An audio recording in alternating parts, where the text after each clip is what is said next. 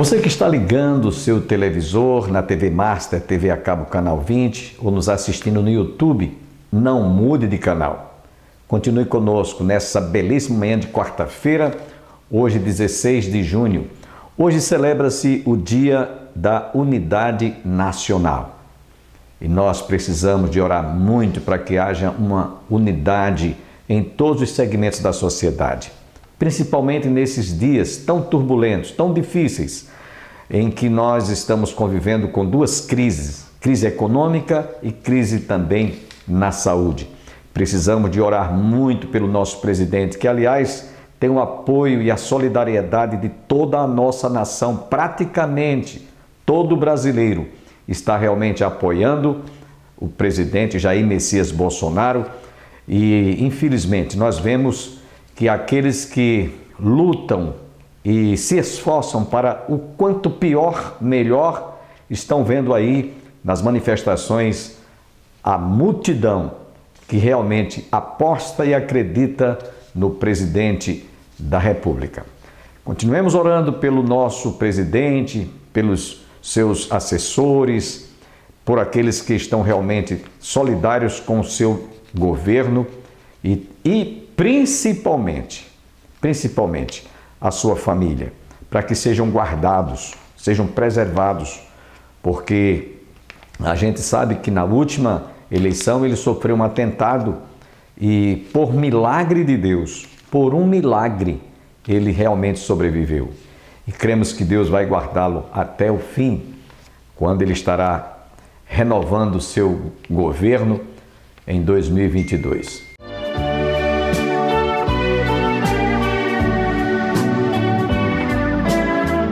A família que é abençoada, como o tema que nós estamos trazendo aqui nessa noite. Então significa trazer para dentro das nossas casas a direção que é revelada pela própria palavra de Deus. Andar com Deus já é uma bênção, é uma coisa muito maravilhosa. A salvação é uma coisa maravilhosa, é algo maravilhoso nas nossas vidas. Ter a transformação de vida é algo espetacular. E temos um bônus ainda para as nossas vidas, que é a bênção no meio das nossas famílias. Então existe um pré-requisito para essa bênção, que é o temor ao Senhor.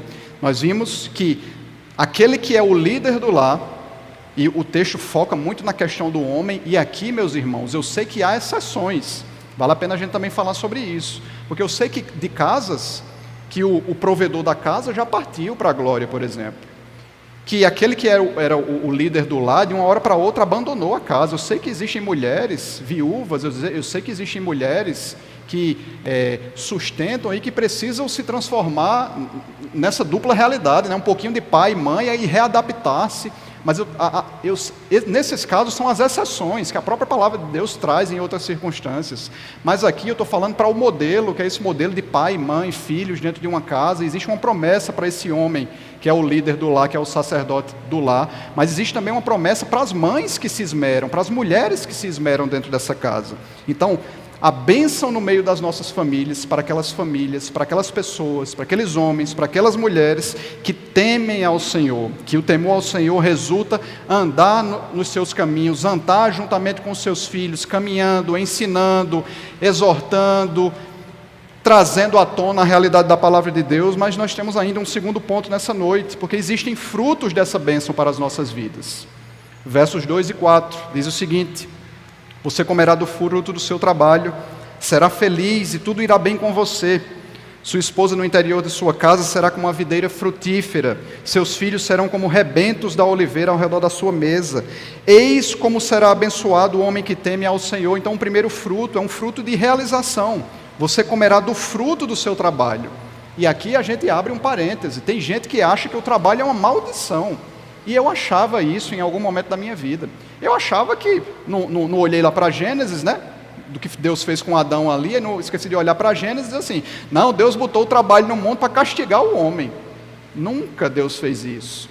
Veja que antes do pecado original, e vamos para o texto é Gênesis 3, 17 e 19, diz assim: e a Adão disse, por ter dado ouvidos à voz de sua mulher, e comido da árvore que eu havia ordenado que não comesse, maldita é a terra por sua causa. em fadigas, você obterá dela o sustento durante os dias de sua vida. Ela produzirá também espinhos e ervas daninhas, e você comerá a erva do campo.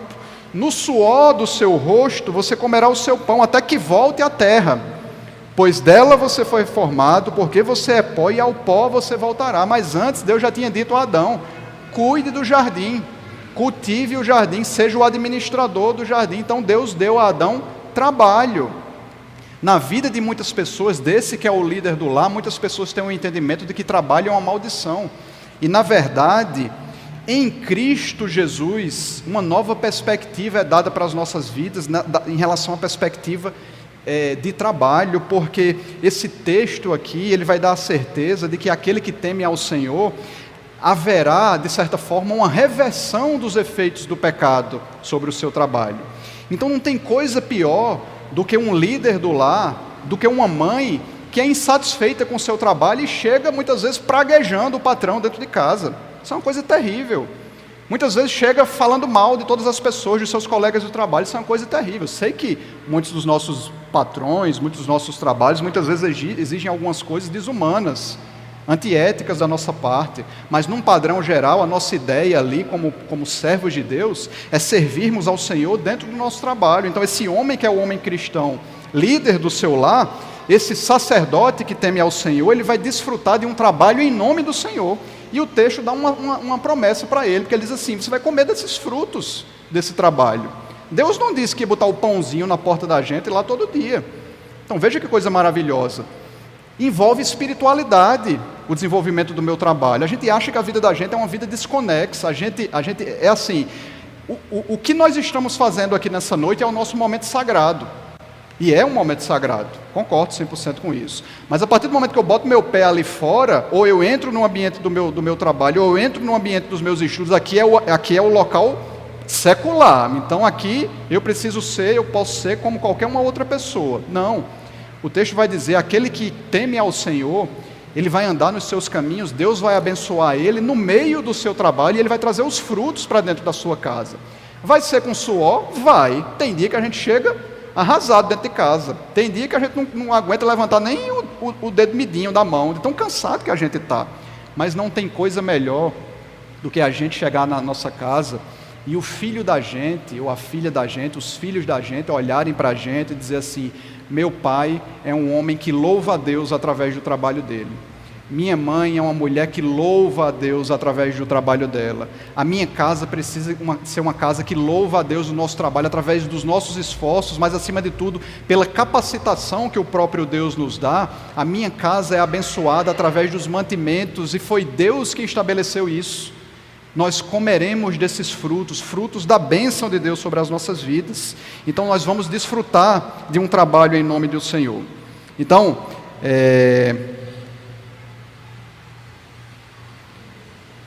sentiremos esse desejo de adorar a Deus dentro das nossas casas. Então, se realização é um dos frutos dessa bênção, é esse mantimento para as nossas famílias, nós ainda podemos elencar um outro fruto: felicidade e prosperidade. A palavra de Deus diz assim: você comerá do fruto do seu trabalho, será feliz e tudo irá bem com você.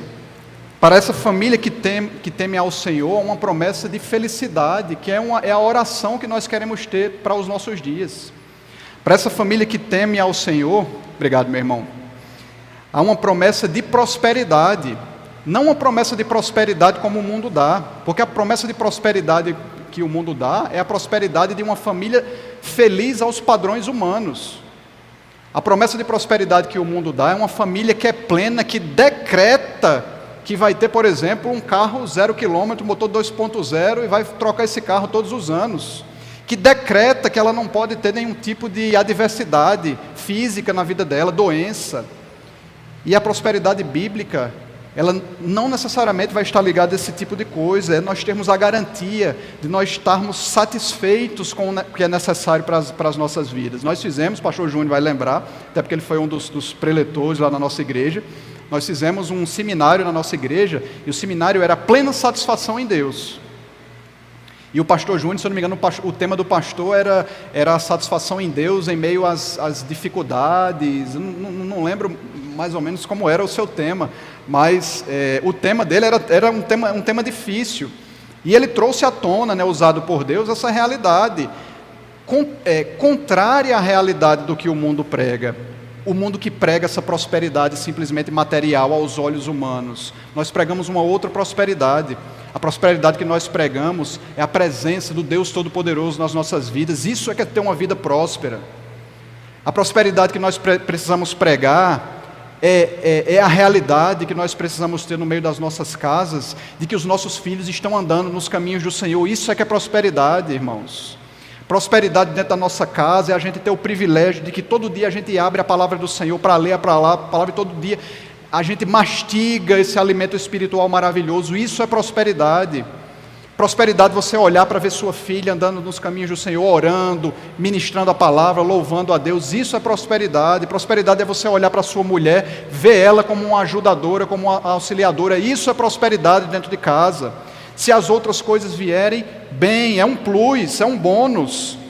Se não vierem, Deus continua bom do mesmo jeito, e o que Ele promete é essa prosperidade, dessa aliança dentro da casa da gente, paz dentro da casa da gente. Existem famílias que vivem verdadeiras guerras, batalhas dentro da casa, desobediência dos filhos, insubmissão para com os pais, falta de diálogo entre esposo e esposa, né, marido e mulher, falta de sabedoria ao lidar um com o outro, falta de desprendimento, falta de sabedoria de lidar com os filhos, onde o que Deus quer para as nossas casas é paz, mas nós só teremos paz nessa guerra que muitas vezes nós plantamos dentro das nossas casas, se nós tivermos temor a esse Deus que é o Deus Todo-Poderoso. Então, sempre a gente volta para o princípio principal, que é temer a Deus, e o texto diz, sua casa será abençoada. E eu creio dessa forma, irmãos. Tenho certeza que vocês creem dessa forma também. Então nós temos a garantia de que aquilo que é necessário para as nossas vidas vai trazer satisfação para as nossas vidas, porque o que é principal é Deus nas nossas vidas, nós já temos. O que é principal, que é salvação para as nossas vidas, nós já temos. As outras coisas virão por consequência, ou não. Mas o que é principal nós temos, que é a bênção de Deus, ou deveríamos buscar pela bênção de Deus dentro das nossas casas. Então felicidade e prosperidade são outros frutos vindos da parte de Deus. Ainda há um outro fruto dessa família, desse líder do lar que teme ao Senhor, desse homem que teme ao Senhor.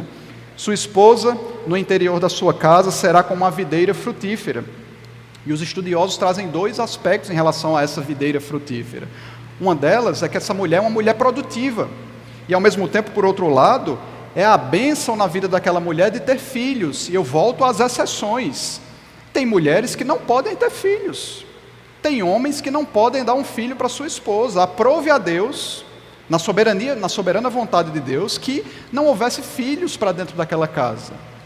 Mas são exceções tratadas como exceções. Num geral, há uma alegria em ter uma casa cheia de filhos. E nessa mulher que é produtiva, nessa mulher que tem os filhos ali ao seu redor. E essa mulher que é produtiva, que é frutífera, Provérbios 31, você vai ver a partir do verso 10 até o finalzinho, mas eu só vou ler o verso 15, traz o padrão dessa mulher que é virtuosa, que é frutífera. Mulher virtuosa, quem a achará? O seu valor muito excede o de finas joias. O coração do seu marido confia nela, não haverá falta de ganho. Ela lhe faz bem e não mal todos os dias da sua vida. Busca lã e linho e de bom grado trabalha com as mãos. É como um navio mercante, de longe traz o seu pão, e ainda à noite ela já se levanta e dá mantimento à sua casa e tarefa às suas servas.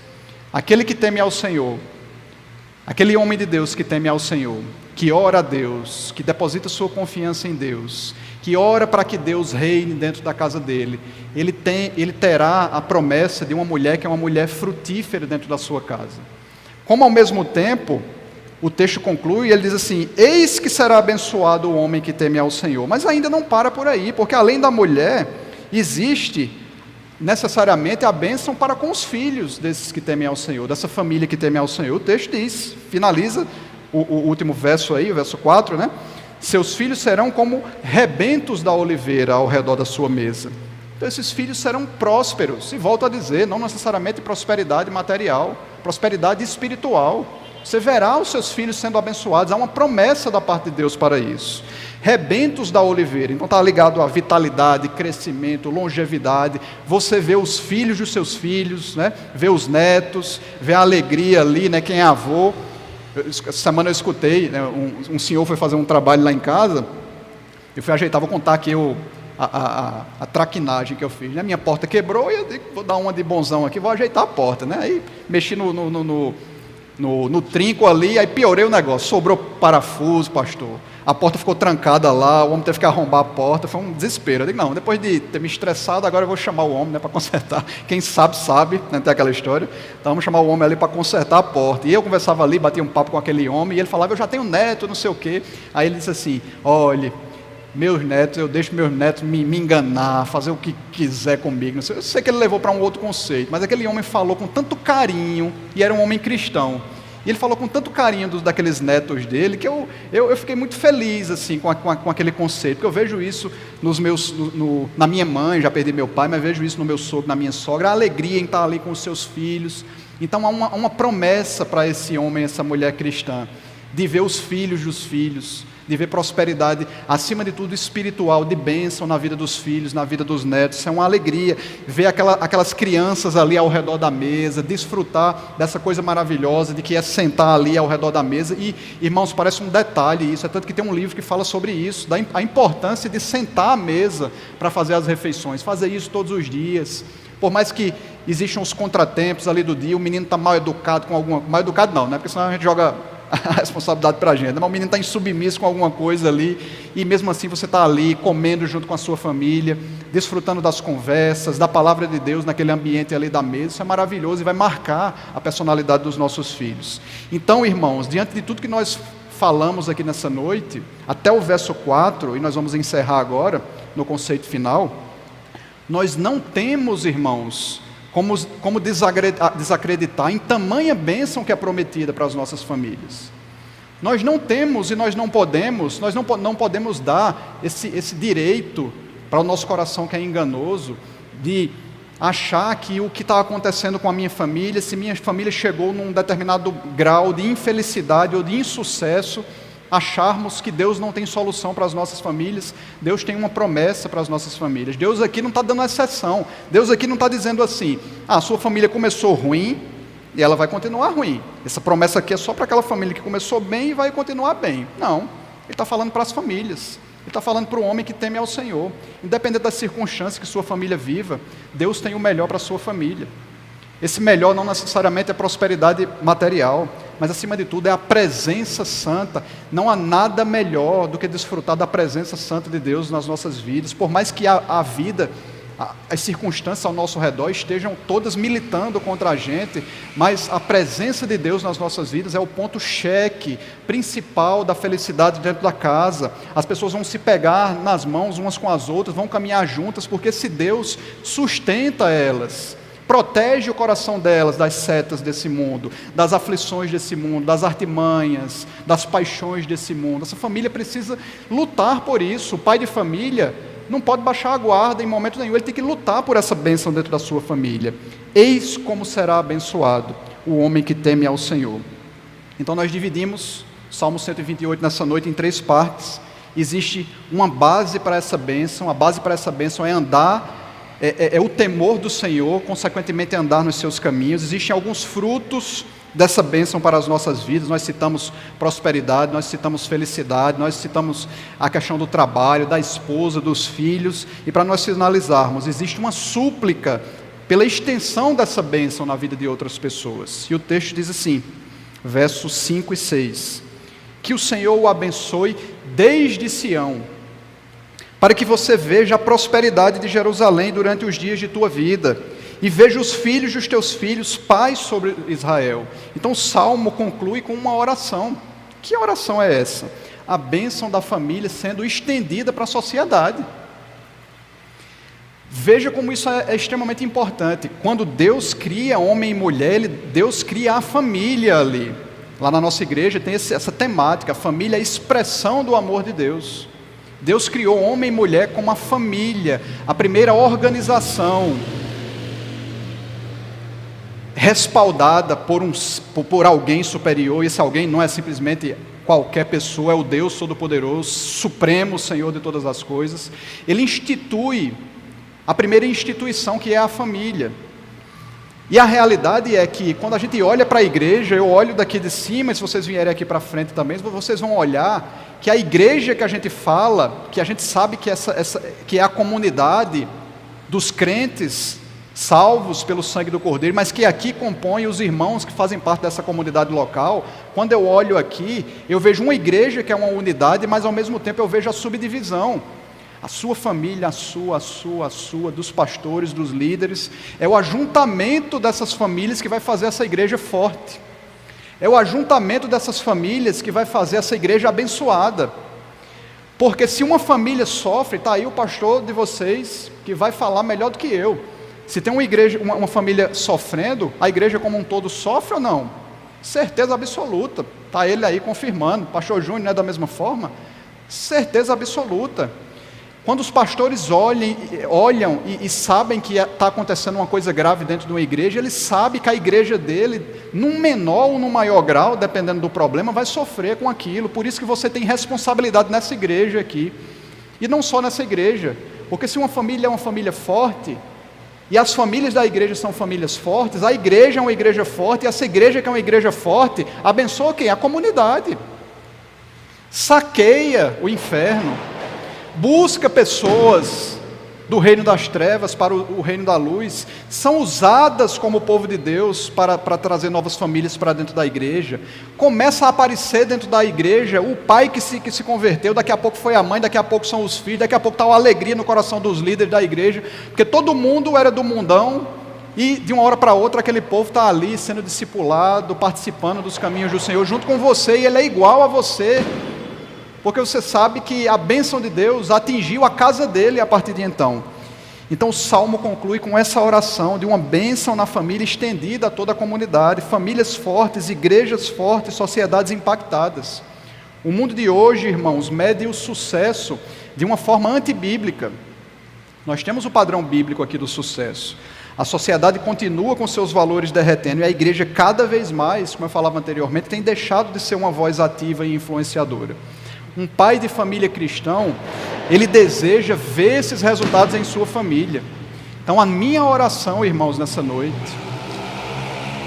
o desejo de Deus para as nossas famílias nessa noite, que as nossas famílias sejam famílias fortes no nome do Senhor Jesus. Você crê nisso, meu irmão? Eu creio firmemente nisso. Tem hora que dá vontade de desistir? Dá, porque a gente é falho. Porque tem hora que o coração da gente quer falar mais do que a voz de Deus, do que a voz do Espírito Santo. Mas a Bíblia também diz que o coração da gente é enganoso, o coração da gente quer enganar a gente e dizer, não dá, não tem jeito, desista. Aquele seu filho rebelde, não tem mais jeito. E eu digo, tem, porque o Deus Todo-Poderoso que ressuscita mortos, faz o maior milagre que pode fazer na vida de uma pessoa, que não é simplesmente dar mantimento material, não é simplesmente a cura física, mas o maior milagre que pode acontecer na vida de uma pessoa, operada por esse Deus Todo-Poderoso, é o milagre da transformação do coração, da vida que andava por um caminho e que a partir de agora começa a andar por outro caminho, o caminho agora que é o alvo, que é Cristo Jesus. Deus pode transformar a realidade da sua família, mas ao mesmo tempo, meu irmão e minha irmã, o texto diz que tem bênção, mas ao mesmo tempo o texto diz assim, faça a sua parte. É notório o que o texto está querendo dizer para a gente nessa noite. Existe uma ligação aqui, é Deus dizendo assim, eu quero operar um milagre na vida da sua família, mas meu filho, faça a sua parte como homem.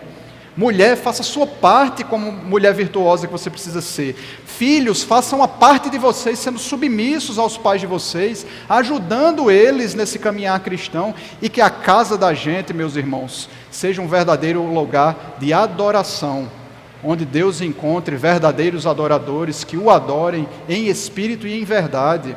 Uma família abençoada, o Salmo 128 trouxe essa realidade para as nossas noites, para as nossas vidas nessa noite. É mais importante do que qualquer um outro tipo de conquista. Existe uma máxima na sociedade: não adianta ter sucesso lá fora se você não tiver um sucesso dentro da sua casa. Mas eu gostaria de expandir um pouquinho essa realidade nessa noite. Não adianta ter sucesso lá fora e você imaginar que tem algum tipo de felicidade lá fora, se a felicidade principal, que é a presença de Deus dentro da sua casa, não for verdadeiramente valorizada no seu meio. Então, você, irmão, que é sacerdote do lar, lute por isso. Sei que não é fácil. Sei que tem momento que o sangue, como a gente diz, dá no joelho. Mas não desista. A palavra de Deus não dá essa opção para a gente. A palavra de Deus em momento nenhum diz desista. Desista dos seus, desista da sua esposa, desista do seu esposo, desista dos seus filhos, desista do seu pai, da sua mãe. Não, ela diz confie no Senhor, porque Ele pode transformar a realidade da sua casa. Então, gostaria de terminar a mensagem nessa noite da forma que nós começamos. Lá no início nós começamos lembrando que nós pedimos a bênção, né? Bença pai, bença mãe, para que nós possamos com os nossos corações nessa noite dizer assim: bênção meu pai, bênção sobre a minha família, que a minha família seja abençoada, que eu tema ao Senhor e que eu veja os frutos disso na minha casa e que o teu nome seja glorificado no nosso meio. Amém, meus irmãos?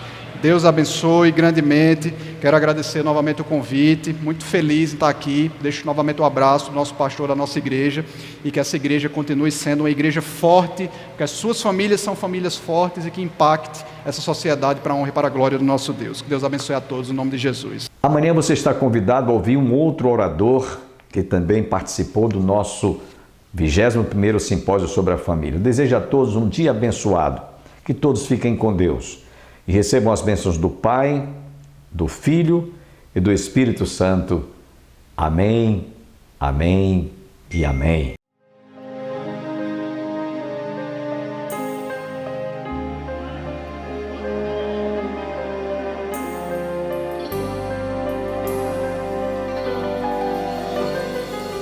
És orvalho que nutre uma rosa,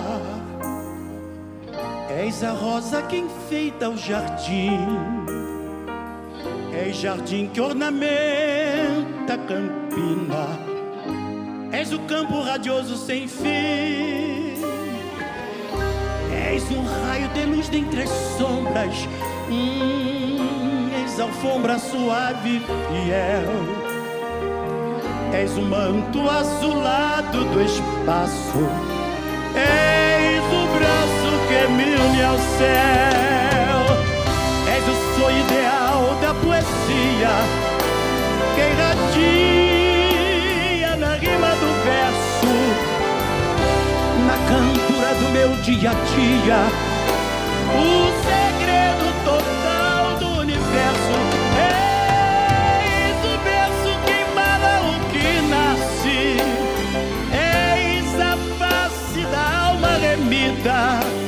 És degrau para a eterna subida,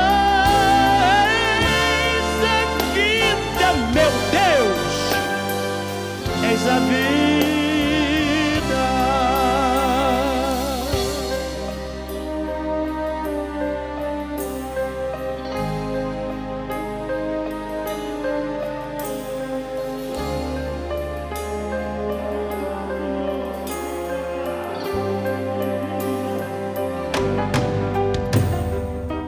És a ponte que jaz sobre o abismo, és a fonte dos mananciais, és o doce marulho das águas, do deserto és recanto de paz, tu que reinas acima da morte, és o forte que sustenta a cruz, és o norte que orienta ao filho, és o brilho no olhar de Jesus, és o sonho ideal da poesia, que irradia na rima do verso, na cantora do meu dia a dia, o segredo total do universo. És o berço queimar o pequenino que nasce,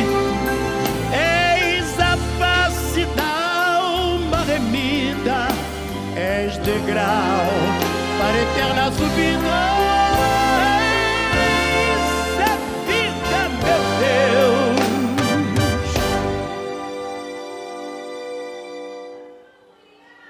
És a ponte que jaz sobre abismo. És a fonte dos mananciais. És o doce marulho, não é barulho não, hein? Marulho das águas. E no deserto, ó Deus,